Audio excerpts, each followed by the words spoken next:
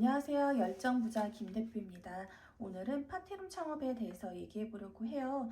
지금도 파티룸을 창업하신 분들 굉장히 많으시죠. 파티룸은 소자본이기 때문에 지금도 레드오션이지만 많은 분들이 파티룸 시장에 뛰어들고 계세요. 그래서 창업하실 때 가장 중요한 점에 대해서 얘기를 해보려고 해요. 파티룸은 요즘에는 직장 다니면서 서버업으로 창업 많이 하시고 주부들이 뭐 부업처럼 경우도 되게 많거든요. 그래서 항상 내가 집이든 직장이든 이동할 수 있는 동선의 매물로 구하는 게 가장 중요해요. 매물을 구하실 때 매물 꿀팁에 대해서도 제가 다음에 또 담아보도록 할게요. 그래서 가장 중요한 점은 파티룸 창업 시의 첫 번째, 소음 민원이 없는 곳. 소음 민원이 없는 장소를 구하는 게 가장 중요해요. 무턱대고 제가 한참 알아볼 때 저는 잠실 쪽이나 뭐 2호선 라인으로 봤거든요. 왜냐하면 저는 고시원과 파티룸을 같이 운영했기 때문에 고시원에서 파티룸을 이동할 수 있는 편리한 노선, 호선을 이용했고요.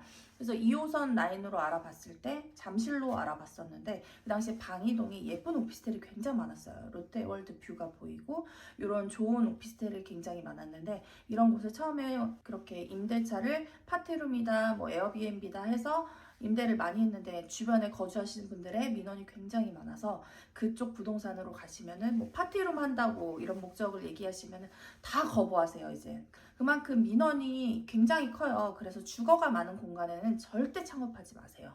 온라인 타임을 받으셔야 하기 때문에 온라인이 가장 돈이 많이 돼요. 소음 민원 없는 곳에다 하셔야 돼요. 왜냐면 차렸는데 나중에는 임대차 기간도 다 못 마치고 나가야 되는 경우도 생기고 그러면 거기에 투자한 뭐 시설비 그런 가구 집기료도 다 빼야 되잖아요. 그러니까 그런 거 생각하셔서 꼭 소음 민원이 없는 곳, 가급적이면 단독층이나 올 근생 건물에 파티룸을 차리는 게 가장 좋겠죠.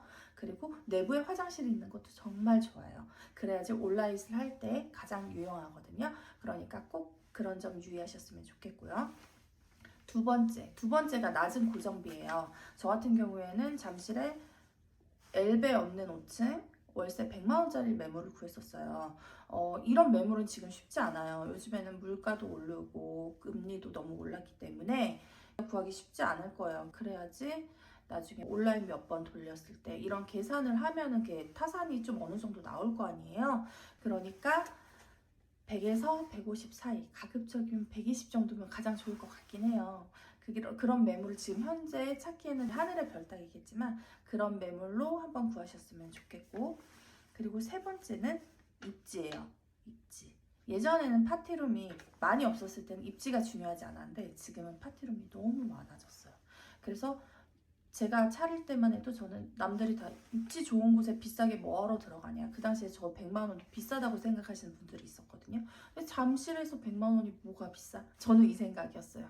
그리고 단독층이었고 그런 걸 모든 걸 다 만족시키기는 어렵지만 아무래도 입지가 좋으면 사람들이 많이 모이고 보통 놀려고 파티룸을 오는 곳이잖아요.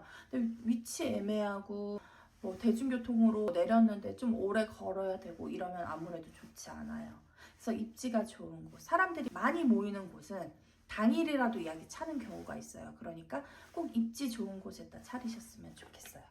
그리고 네 번째, 요즘에는 특별한 컨셉이 없으면은 파티룸은 살아남기 힘들거든요. 지하에 차리시는 분 좀 위험해요. 내가 지하에 차린다. 만약에 내 공간이 필요해서 차리는 거다. 그러면서 서브로 파티룸 대여를 할 거다. 이런 분들이 있어요. 그런 거는 괜찮아요. 그렇지만 단순히 파티룸의 목적으로 지하에 차리는 건 굉장히 위험해요. 왜냐면 요즘에는 고객들도 눈이 굉장히 높아졌거든요.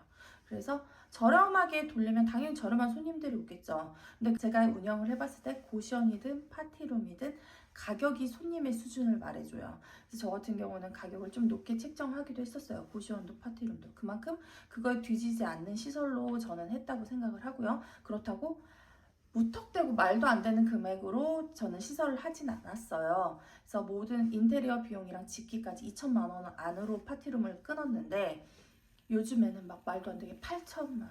이러면 타산 안 맞아요. 그렇게 비싸게 시설하면 그렇게 비싼 데는 또 사람들이 부담스러워서 안 가요. 그렇다고 또 너무 저렴하게 지하에다 차린다? 지하 솔직히 저라면 지하 안 선호하지 않거든요. 저뿐만 아니고 보통 사람들이 요즘에는 지상으로 가도 좋은 곳이 많은데 지하 싸다고 지하 안 가요.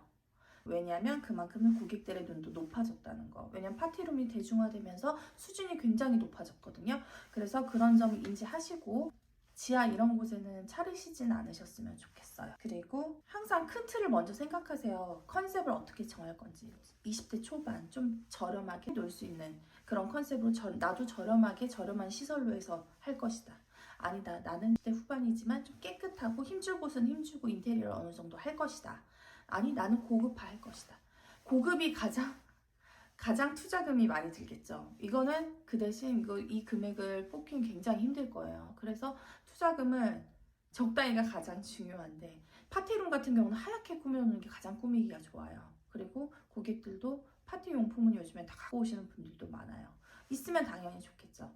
브라이덜 샤워 이런 것도 많이 하시니까 그런 컨셉을 할지 어떤 걸 할지 요즘 뷰 좋은 곳도 너무 많잖아요. 뭐 한강이 보이는 곳 이런 곳은 갈만하다고 생각해요. 그리고 뭐 루프탑이 있어서 캠핑 컨셉이 가능하다. 이런 곳, 이런 컨셉이 좀 명확했으면 좋겠어요. 이도저도 아니고 돈은 투자하지도 않고 지하에 그냥 의자랑 이런 거 갖다 놓고 차린다. 이것도 망하기 딱 좋아요. 그러니까 여러분도 파티룸 창업하실 때 전체적인 틀, 컨셉을 먼저 생각하시고 시뮬레이션 돌려보시고 그리고 움직이셨으면 좋겠어요.